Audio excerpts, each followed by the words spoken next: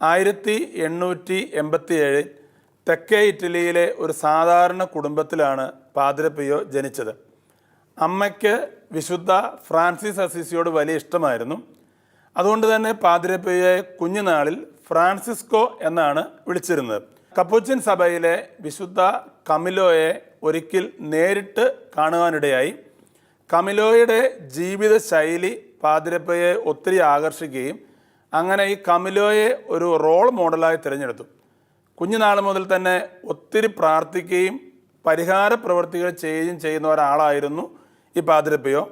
9 വയസ്സ് പ്രായമുള്ള സമയത്ത് ഇരുമ്പ് ചങ്ങലകൾ കൊണ്ട് സ്വന്തം ശരീരത്തിൽ പ്രഹരിക്കുന്നത് കണ്ട് അമ്മ വന്ന് ചോദിക്കുകയാണ്, എന്താണ് ഈ ചെയ്യുന്നത്? പാദ്രെ പിയോ പറയുകയാണ്, പീലാത്തോസിൻ്റെ കൊട്ടാരത്തിൽ ഈശോയെ പ്രഹരിച്ചപ്പോൾ ആ ശരീരം പൊട്ടി രക്തമൊഴുകി. പാപികളുടെ മാനസാന്തരത്തിന് വേണ്ടി ഞാൻ എന്നെ തന്നെ പ്രഹരിക്കുകയാണ്. വിശുദ്ധ പാദ്രെ പിയോയും പിതാവുമൊത്ത് കുഞ്ഞുനാളിൽ ഒരു ദേവാലയത്തിൽ പോയി. ആ ദേവാലയത്തിൽ ഒരു സ്ത്രീ പോളിയോ വന്ന് ജന്മന തളർന്ന കുഞ്ഞിനെ ആ ദേവാലയത്തിൽ കിടത്തിയിട്ട് ദൈവത്തോട് ഇങ്ങനെ പറയുകയാണ്, ദൈവത്തിന് ഈ കുഞ്ഞിനെ വേണ്ടെങ്കിൽ ഞാൻ ഈ കുഞ്ഞിനെ ഇവിടെ ഉപേക്ഷിക്കുകയാണ്.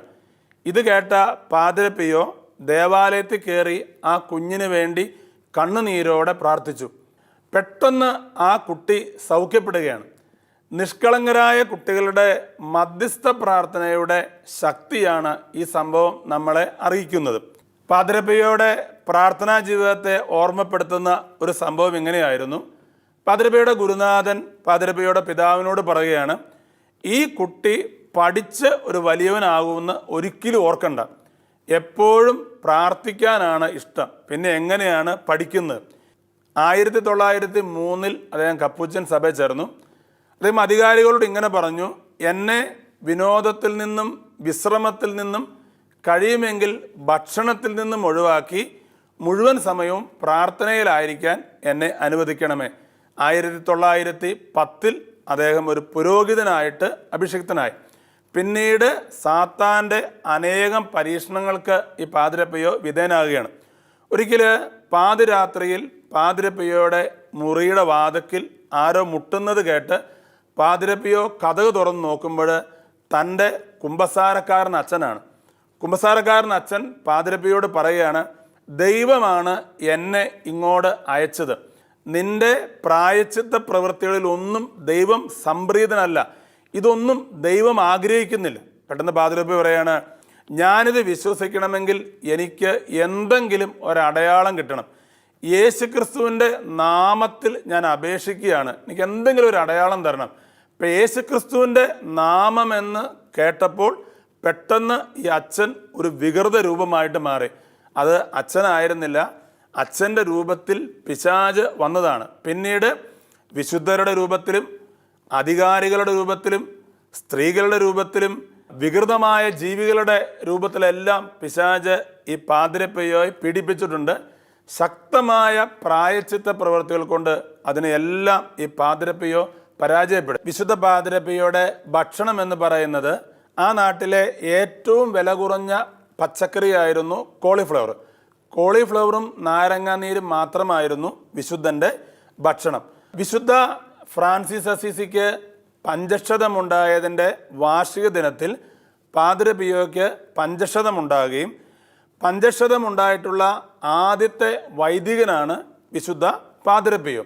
പാദ്രെ പിയോയ്ക്ക് പഞ്ചക്ഷതമുണ്ടായ കാര്യം ആ നാട്ടിലെല്ലാവരും അറിഞ്ഞു. അനേകം പേര് പാദ്രെ പിയോയെ കാണുവാനും പ്രാർത്ഥിക്കുവാനും വേണ്ടി വരും.